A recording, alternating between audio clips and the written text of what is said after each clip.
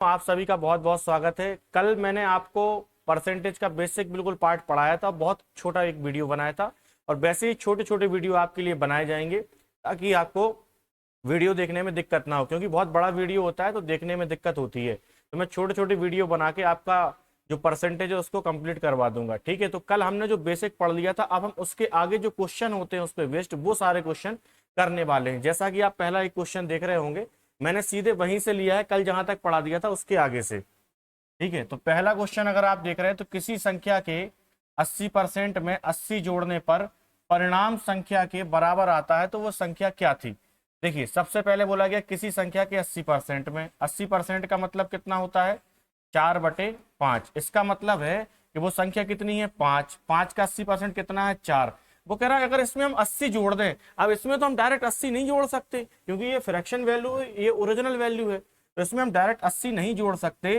तो फिर हम क्या करें, तो हम आगे पढ़ें। तो जोड़ने पर परिणाम संख्या के बराबर आता है, तो इसमें हम क्या जोड़ दें कि परिणाम संख्या के बराबर मतलब 5 के बराबर आ जाए। तो आप बोलेंगे कि 1 जोड़ दें, लेकिन सवाल में 1 की जगह कितना जोड़ा गया है 80, तो इस 1 की वैल्यू 80 हो जाएगी और 5 का मान कितना हो जाएगा 400। और यही हमारे क्वेश्चन का क्या हो जाएगा, आंसर हो जाएगा ऑप्शन बी बिल्कुल सही। देखिए, अगर आपको ये तरीका समझ में नहीं आता है तो आप दूसरा तरीका देखिए। बोला गया 80% में, तो इसको कंप्लीट बनाना है तो कितने परसेंट जोड़ना पड़ेगा 20%, जबकि सवाल में कितना जोड़ा गया है 80, तो 20% की वैल्यू 80 होगी तो 1% का मान कितना हो जाएगा 4, और 1% का मान अगर 4 है तो 100% का मान कितना हो जाएगा 400। इसका मतलब आप इस तरीके से या फिर इस तरीके से, किसी भी तरीके से इस क्वेश्चन को सॉल्व कर सकते हैं। ऐसा एक और क्वेश्चन मैंने लिया है जो एसएससी, ये वाला जो क्वेश्चन आप देख रहे हैं ये एसएससी सीजीएल प्री में 2019 में पूछा गया है। ठीक है, अब देखिए ये क्वेश्चन आपको अपने मन से बनाने का प्रयास करना है। अगर आपसे ना बने इसके बाद आप वीडियो को आगे देखें।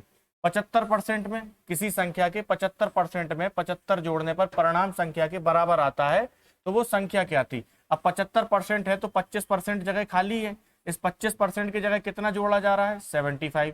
तो 1% की वैल्यू कितनी हो जाएगी 3, और 1% अगर 3 होगा तो 100% का मान कितना हो जाएगा 300। और यही हमारे क्वेश्चन का आंसर होगा ऑप्शन डी। मेरे ख्याल से ये क्वेश्चन भी आपको बिल्कुल क्लियर समझ में आ गया होगा। आगे बढ़ते हैं। अगला क्वेश्चन है किसी संख्या के 60% में से 60 घटाने पर परिणाम 60 आता है, तो वो संख्या क्या थी। बहुत हल्के हल्के क्वेश्चन होते हैं। देखिए 60% का मतलब कितना होता है 3/5, तो वो संख्या कितनी थी 5। 5 का 60% 3। अब वो कह रहा है 60% में से 60 घटाने पर, ठीक है इसमें से 60 घटा देंगे, कितना घटाना है 60, और परिणाम कितना आता है 60। इसका मतलब है मैं इसमें से 60 निकाल देता हूं फिर भी कितना बचता है 60, तो इसके पास टोटल कितना रहा होगा, तो जवाब होगा 120। तो इस 3 यूनिट की वैल्यू कितनी होगी 120। अब 3 यूनिट 120 है तो 1 यूनिट का मान 40, तो 5 यूनिट का मान कितना होगा 200। 1 यूनिट का मान कितना हो जाएगा यहाँ से 40, तो 5 यूनिट का मान 5 गुणा 40, जवाब मिलेगा 200। ऑप्शन ए बिल्कुल सही होगा। मेरे ख्याल से ये कहानी आपको समझ में आनी चाहिए, और अगर इतना समझ में नहीं आता है तो फिर आपको इस लेवल पे आना चाहिए, क्योंकि लेवल आपका हो सकता है थोड़ा सा नीचे हो। तो मेहनत करिए और इस बात को समझिए।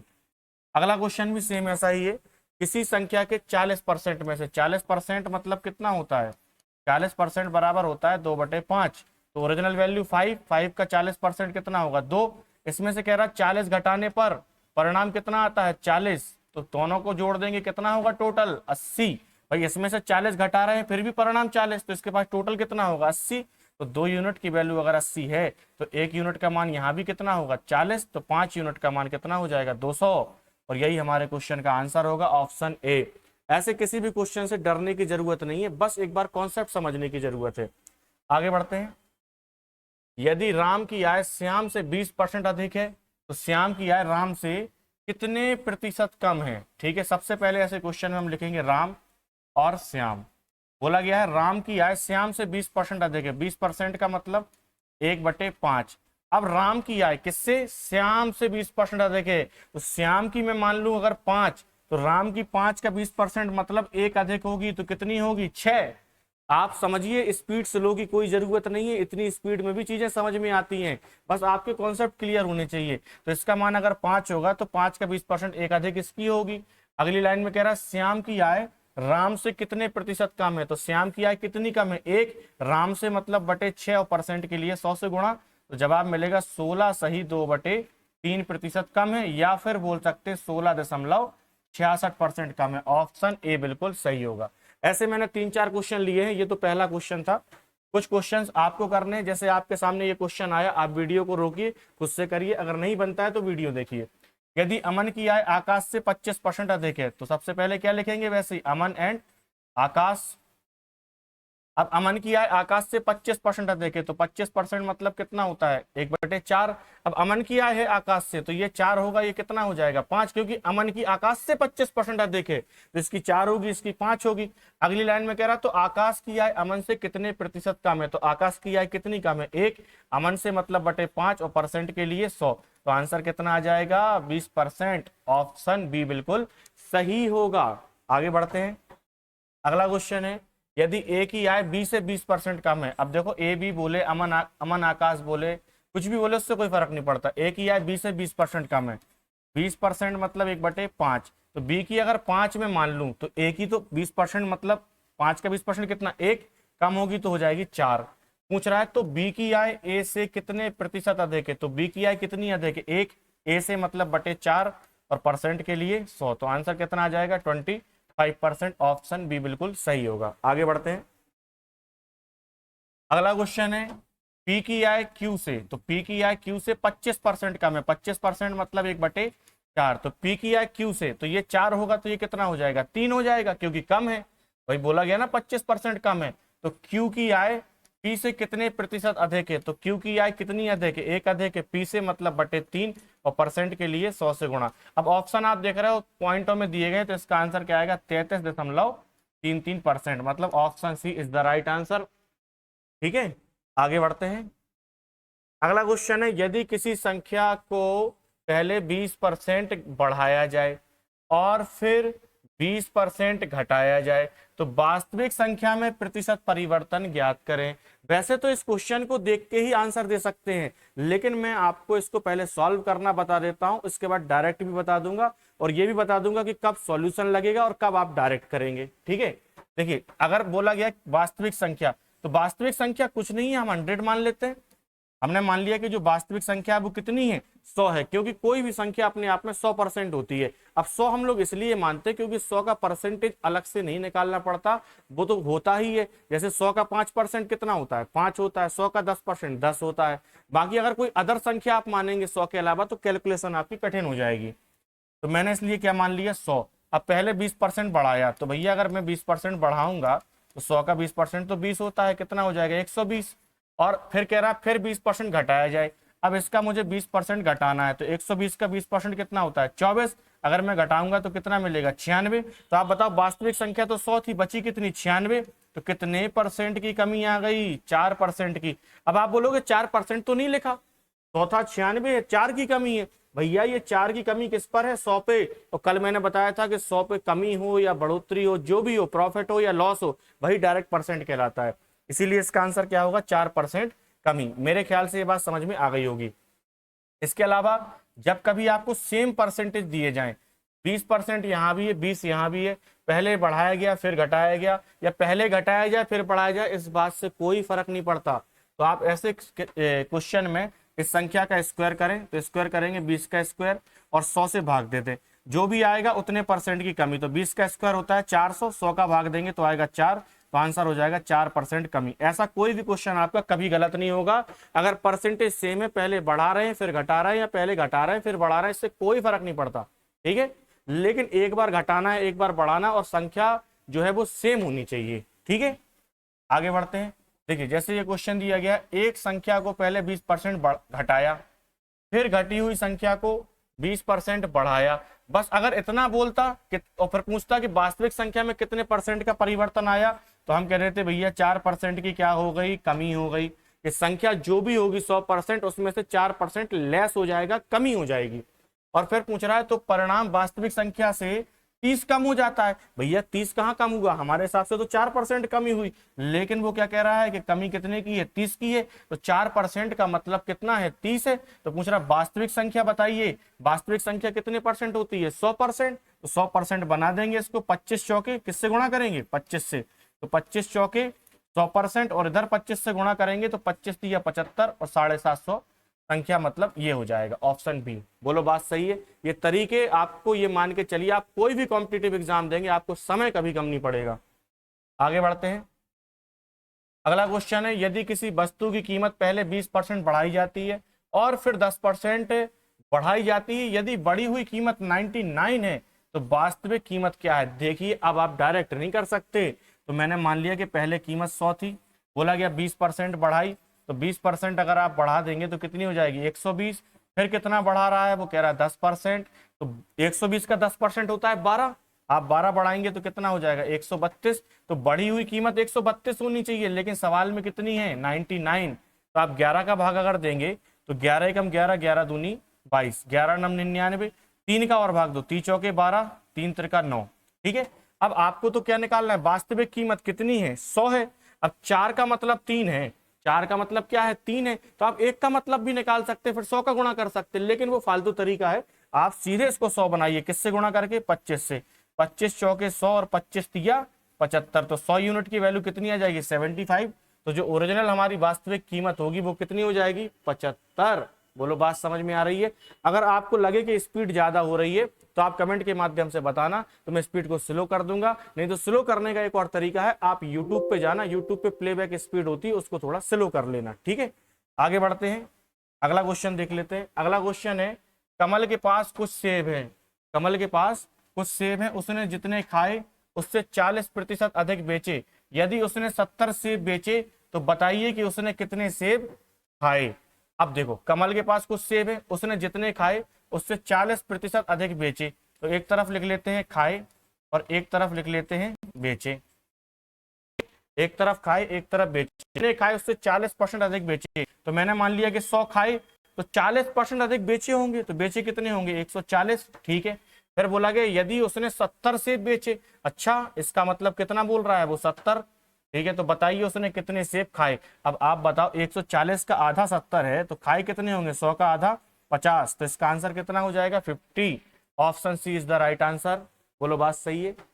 आगे बढ़ते हैं, अगला क्वेश्चन है, एक संख्या को पहले 20% बढ़ाया जाता है और फिर 10% घटाया जाता है, तो वास्तविक परिवर्तन बताना है। ठीक है, तो पहले मैंने मान लिया संख्या कितनी है 100, 20% अगर बढ़ाएंगे तो कितना हो जाएगा 120। फिर बोल रहा है और फिर 10% घटाया, अगर 10% घटाएंगे 120 का 10% कितना होता है 12, 12 घटाएंगे तो आएगा 108। अब आप बताओ कि फाइनली रिजल्ट 108 है और वास्तविक कितना है 100, तो कितना ज्यादा दिख रहा है 8, लेकिन 100 पे है, तो इसलिए क्या कह सकते हैं 8% की क्या है अभी भी वृद्धि है। ऑप्शन बी इज करेक्ट होगा। बोलो सही है, कोई दिक्कत कोई परेशानी, स्पीड में चलने तो बढ़िया समझ में आएगा।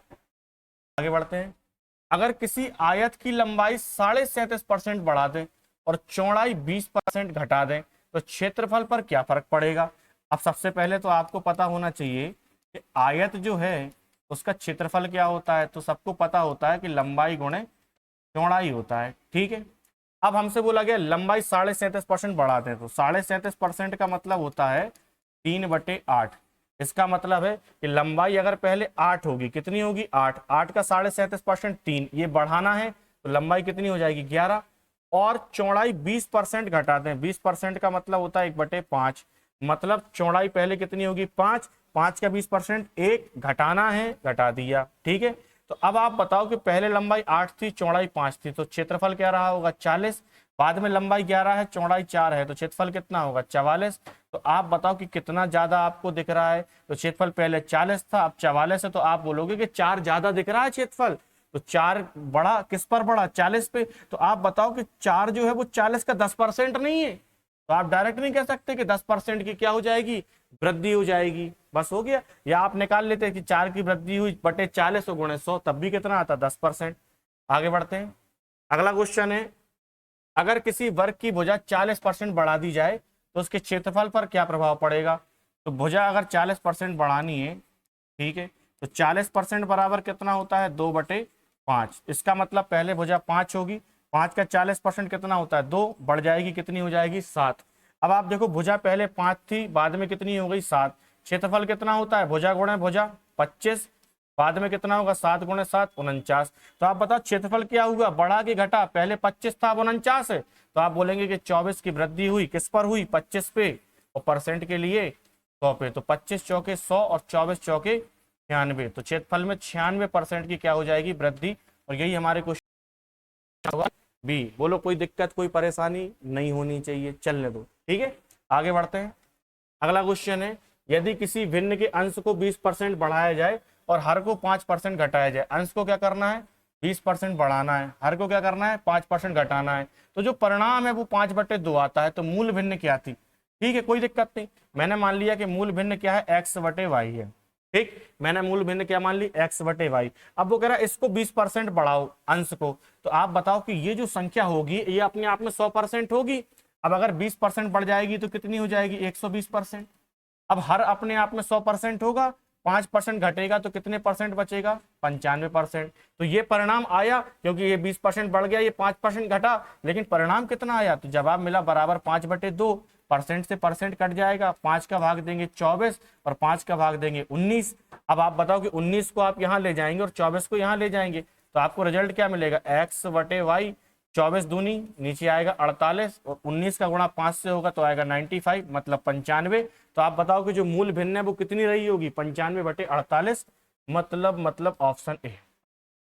बोलो बात सही है। आगे बढ़ते हैं।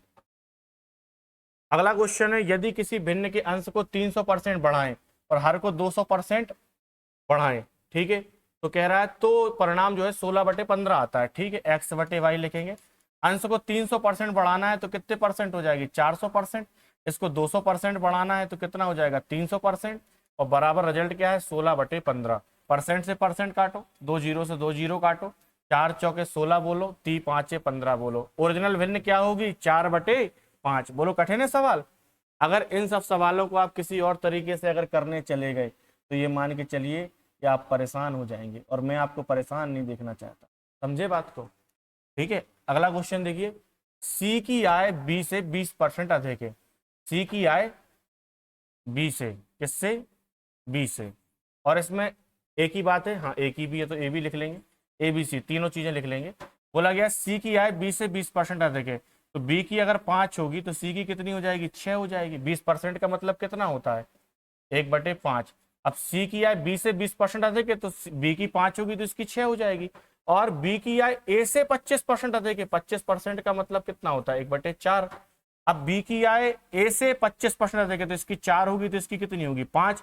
अब देखो ये दोनों जगह 5 आ गया, इसका मतलब इक्वल आ गया, तो इक्वल बनाना नहीं पड़ेगा। इसका मतलब ए की 4 होगी, बी की 5 होगी और सी की 6 होगी। पूछा क्या गया, सी की आय ए से कितने प्रतिशत अधिक है।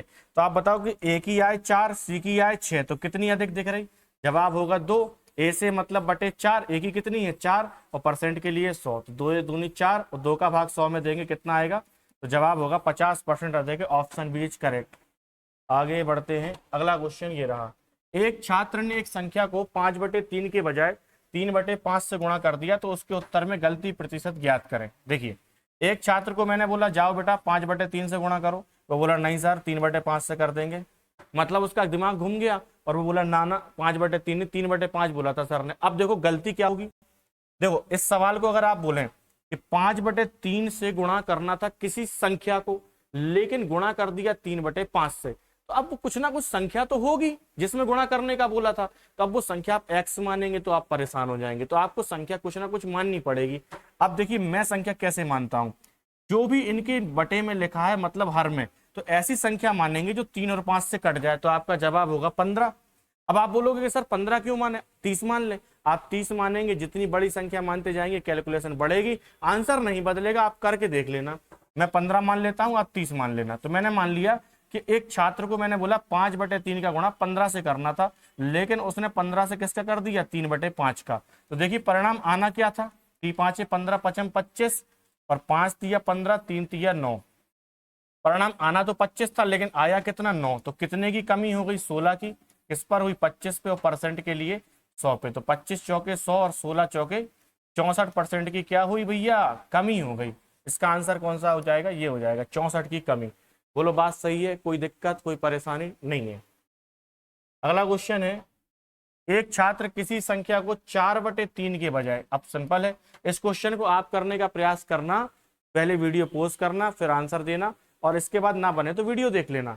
तो 4/3 के बजाय किससे गुणा कर दिया, 3/4 से। मैंने मान लिया भैया 3 और 4 से कटने वाली संख्या तो 12 है, इसका मतलब 12 से गुणा होना था। तो 3 चौके 12, परिणाम आता 16, बट 4 तिया 12, 3 तिया 9, आया परिणाम 9। परिणाम आना था 16, आया 9, तो कितने की कमी हुई, 7 की कमी हुई। किस पर हुई, 16 पे। और परसेंट के लिए 100 पे। तो 4 का भाग देंगे 25 और 4 का भाग देंगे 16। 25 सत्ते 175/4, भाग दे देंगे 4 चौके 16, 4 तिया 12, 43 सही 3/4%। इसका सही आंसर होगा 43 सही 3/4। ये लिखा गलत है, ऑप्शन ऐसे लिखना चाहिए 43 सही 3/4%। ठीक है, बोलो, मेरे ख्याल से कहानी भी आपको समझ में आ गई होगी। आगे बढ़ते हैं। देखिए ये क्वेश्चन जो है ये CHSL में पूछा गया क्वेश्चन है। ठीक है, यदि आधार बिंदुओं को इस प्रकार परिभाषित किया जाता है कि 1% 100 आधार बिंदुओं के बराबर है, मतलब 1% कितने आधार बिंदुओं के बराबर है, 100। फिर बोल रहा है तो कितने आधार बिंदु 62.5% से 82.5% अधिक हैं। तो आप बताओ 62.5 से 82.5% तो कितने परसेंट का मामला दिख रहा, तो जवाब होगा 20% का। तो आप बताओ कि कितने अधिक हैं, तो आप बताओ 1% बिंदु है कितने, 100 आधार बिंदु, और कितने अधिक हैं 20%, तो 20% का मतलब कितना हो जाएगा। बहुत सिंपल क्वेश्चन है, 2000 इसका आंसर हो जाएगा। लेकिन अगर कोई पहली बार इस क्वेश्चन को कर रहा है तो वो इसकी लैंग्वेज देख के भी डर सकता है, आपको डरना नहीं है। समझ गए बात को। अगला क्वेश्चन है, चीनी के मूल्य में 20% की वृद्धि हो जाती है तो चीनी की खपत में कितने प्रतिशत की कमी करें ये खर्च अपरिवर्तित रहे। पहले कल में आके सबसे पहले इसका कॉन्सेप्ट समझाऊंगा और इसके बाद एक एक लाइन में ये सारे सवाल हम लोग खत्म कर देंगे। तब तक के लिए अलविदा। आप पहले तो ये वीडियो पूरा देखेंगे, नोट्स बनाएंगे, और अगर कोई दिक्कत है तो कमेंट के माध्यम से मुझे बताएंगे। और चैनल को लाइक शेयर सब्सक्राइब करना है अगर आपको पसंद आता है। तो पसंद नहीं आता है तो भी कोई दिक्कत नहीं है, जो आपको ठीक लगे वो आप कर सकते हैं। हम लोग कल मिलेंगे, तब तक के लिए bye bye, good night, take care, अलविदा।